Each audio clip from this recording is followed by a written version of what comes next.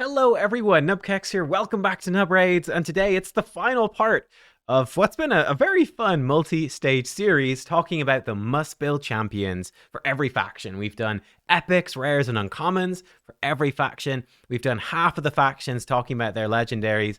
Today we're tackling the final 7 factions and their legendaries. I'm expecting going into it these ones to be pretty good because we got some of the newer factions. You would think they'd have a higher proportion of good legendaries, whereas some old factions with lots of old legendaries, they've been a bit power crap with time, some of them.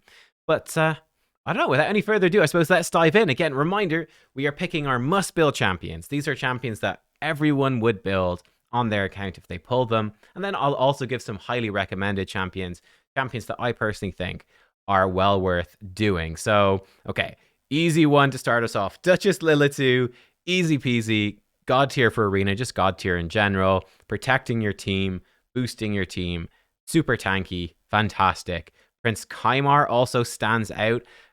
Full reset for your team. What else is there to say? Full reset champions are super rare, fantastic, and he's good in other places as well. After that, it definitely falls off. Are any of the others must builds?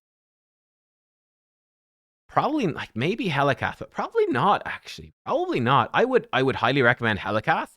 I think he brings a lot for people. Block damage while also doing damage. Looking back, maybe I should have been kinder to the other block damage champions because they're pretty nice. Maybe they should have got highly recommended. Alsgore and Mr. Tower. What's his name? I can't remember. The Tower. Probably should have. Roshkard. Oh well, we'll give it to Helikath. I think he does make it in. He's probably the most useful of all of them because he does the most damage. That is quite good. I'd actually say Inithwe is actually pretty highly recommended for me. Everything he does is block revive. He's niche, but I think it's quite decent. I'd actually highly recommend Sisya, HP Burn Explosion. Actually, you know what? I think Sisya is probably a must build. There's not that many burn explosions. And yeah, she places burn, she explodes burn, decrease defense and weaken. I actually think that is phenomenally useful. And you know what? I'm actually going to say Drexthar Blood Twin is a must build, especially because honestly, you don't even need to book him. You can, he doesn't even need it. He just needs to sit there and get hit, and his passive does the work. Not super necessary late game, but he really crops up. Like, he came up as being very, very good damage dealer for Amius, right? Amius just keeps smacking him and keeps getting burned. You know, Drexthar continuously shows up as a useful champion to have. And then, like, there's others that are nice, like Kefrak and Candy are great. You know, we've got great damage dealers. Honestly, it's a very good faction, but these would be the particular champions I think I would want to highlight from it. So, yeah, my video, so I can do what I want. All right, straight in, Sifi. What is there to be said? Such an amazing booster for your team. So much support. She's just insane. Nekret, likewise, he is just insane for keeping people alive, making you uber tanky. Fantastic. Rotus, I'd say, is a must build as well. Insane single target damage. You definitely want him in your toolkit. And then his hard counter in Ultimate Death Knight, the bane of everyone's arena, really. He's one of the most annoying champions to fight on arena defense. Ultimate Death Knight, reigning supreme. His reign of terror will not come to an end, it feels like. Yeah, he'd definitely be must build as well. I think that's it then for this faction. I don't think anyone else is must build. In terms of highly recommend, I don't see highly recommend Eurost just for soloing, like Scarab Boss and stuff like that. It's not necessary, but is a really handy way to do it. Honestly, maybe there's more to Eurost as well. Honestly, you know, he's kind of locked into very specific builds on most people's accounts just for soloing bosses and Doom Tower. I wonder if we opened him up, would he do more? Maybe. You know what? I'd highly recommend Mashald, actually. He really shows up very frequently. He's being very good. In fact, you know what? Actually, I forget about him because I'd actually say he's a must build. Honestly, I think Mashald is a must build. For the amount of crowd control that he has, plus his AoE damage, his nice buffs, he's great for Hydra, and he's particularly good for Cursed City. Anywhere he shows up, he's going to be actually really good. I'd say he's probably a must build. Others here are fine. They're decent. I do quite like Valkanen. He's nice for some block revive in arena. I'd actually say Valkanen. I would highly recommend Valkanen, honestly, which is kind of out there, but I do stand by it. And I'd also do the same for Vlad. I'm not sure about Little Miss Annie in the corner. Not sure about her after I've not seen enough play of her since her buff. And I'd also probably recommend Bad Alcazar coming in with a cleanses and AoE poisons as just being sort of consistently good. And actually Crypt King. Okay, there's a lot. There's actually a lot in this faction. My God, hang on. So Valkanen, I think he can be a great Hydra damage dealer with his A2. And I think he can be a really cool pick in Arena as well. Though you'd probably be building him in like Stone Skin, and you just use him as a really strong, basically guaranteed block revive champion. I think he can be pretty cool for that with a nice aura. I think Valkanen's pretty cool.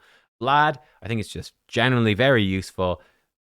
Short cooldown AoEs with good effects, stealing turn meter or decreasing turn meter, decreased defense, and block active skills, isn't it?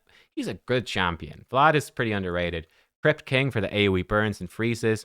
Useful. Great for solo stuff. Again, Bad L with AoE poisons and healing and cleansing. Good for soloing stuff. They're not must builds, but they're really nice. Like I said, I'm not sure about Annie.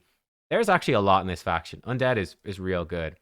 Dark Elves. I think this is, on paper, I would have thought it's a very powerful faction. Let's have a look. Okay, well, obviously Lydia is a must build. Decreased defense weaken. Strength and increased speed. All the stuff she does. Fantastic. Unblocking them. Mithrala, no question, she's a must build. Such good support. So many buffs in the AoE Hex. I'd say Vizix is also really underrated. She's a must build with the AoE decreased speed and AoE provoke. Just comes in useful time and time again and great AoE damage. Are the others must builds? I say at the moment, probably not. For highly recommended, I definitely highly recommend Lanicus. I think she's very underrated. Very underrated. Lanicus is great. For a lot of bosses, the ally attack and buff extension, she can even buff you up, increase attack. Yeah, I think people sleep on Lanicus pretty hard. After that, Supreme Kale almost makes it. He's quite reliant on blessings and stuff, but he's almost there. I'm only gonna give him a little marker to note. Ghostborn, maybe for speed farm stuff. I don't think it's that important anymore though. But he is very good because of the guaranteed decrease. You know what? I'll say that. Because of the guaranteed decreased defense, he is very good for certain speed farm teams. You know, with Seer, it just guarantees the decreased defense there. It hasn't been so important recently in the hard mode dungeons, but it could be in the future for sure. I could definitely see that happening. Yeah, I'd highly recommend him. Then you've got great champions here otherwise, and some terrible ones. Like, I mean, Ultin and Eva from Area, you know, they're Blind Seer. Yeah, you got some real stinkers, and you got some great ones here. I'd say Vizier is also probably worth building just because his A1 is so unique. Yeah, I'd say he's definitely a highly recommended from me. But, I mean, the big three are really the three voids everyone gets for free. They honestly really hard carry this faction in terms of value. They are pretty phenomenal. Okay, over to Knights Revenant. All right, well, we've got Ancora and Narses. I think they make it in. Now, would Ancora be as strong without Narses? Maybe not as essential. Actually, you know what? I think Narses is a must build. I think Ancora is probably just highly recommended. I think if you have Narses, much like Cupidus, becomes definitely build. If you don't have Narses, I think she's really solid, but probably not crazy and mostly arena focused, honestly. Yeah, I think that's fair. Other must build champions, actually quite a few. Okay, Theodore definitely jumps off the page immediately. The AoE, HP burn, and poison explosion, he does them both. Phenomenal solo champion. He also brings AoE poisons. He is super, super good. I actually think Arix is a must build, especially because of her potential to solo hard mode Spider. Just, yeah, I think so. I think so. She's not as strong as that. You know, she is a bit, let's give her this. She's a bit dependent on Rathalos gear set to make it work, or potentially crazy gear. But she is just, I think highly recommended is the right spot for her. I think she's an amazing, consistent HP damage dealer, very tanky. She's brilliant. I use her all the time, but probably not. She's not on the level of Theodore or Narses. I think that's fair.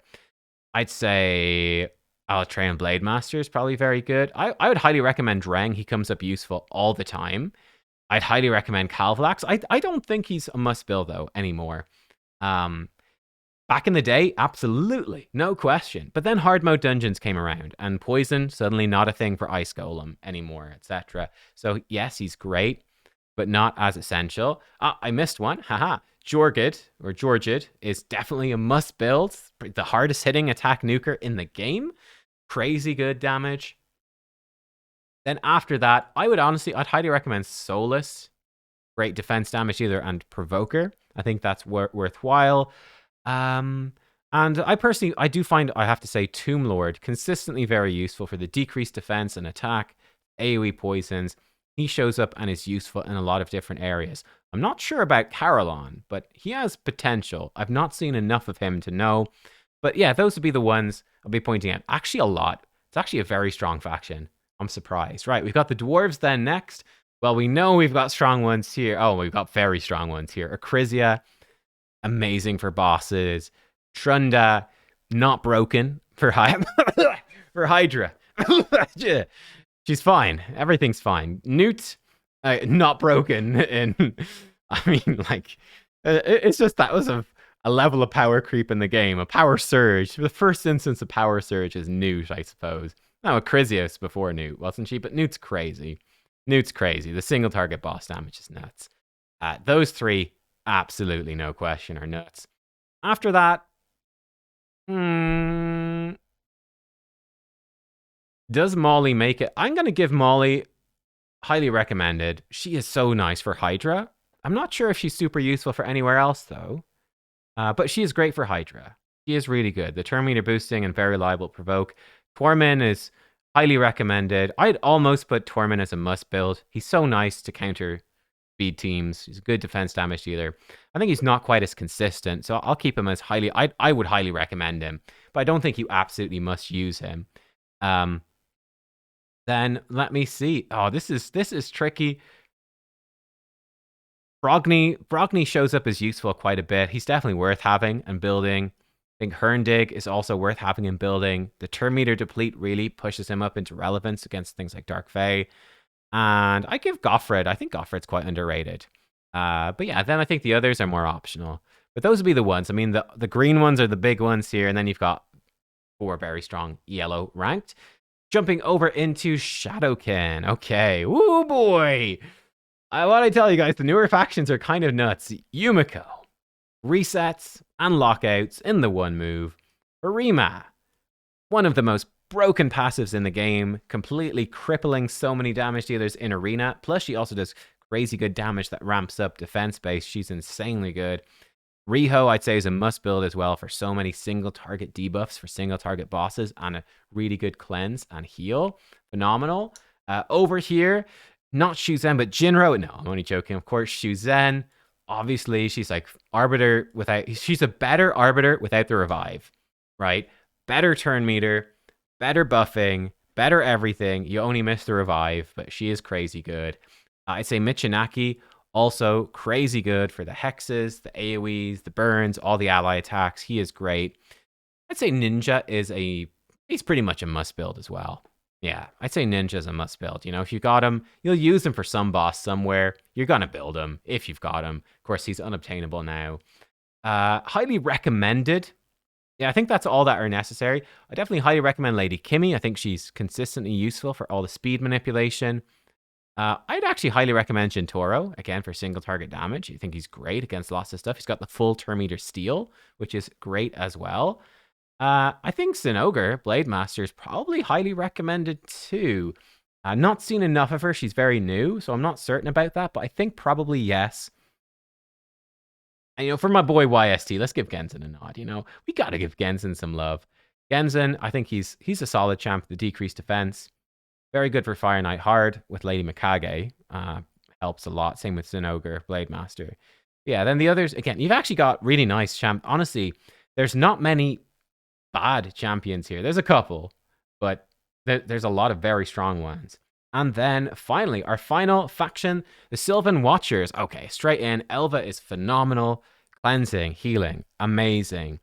I'd say Emic is probably a must build too. He's so good in so many areas. Great support. Very frustrated I messed up that fusion. Firol is a must build. One of the best champions in the game for Hydra. And we did a video with YST recently. And both he and tons of commenters found that switching Duchess for Firol often gave them like almost 50% more damage in their teams. It's actually nuts what this champion does. His passive is so good. The buffs he brings are so strong. Yeah, he's insane. I'm going to highly recommend Podrick. I mean, he's St. Patrick. I probably should say he's a must build. I think it's more accurate to highly recommend him though.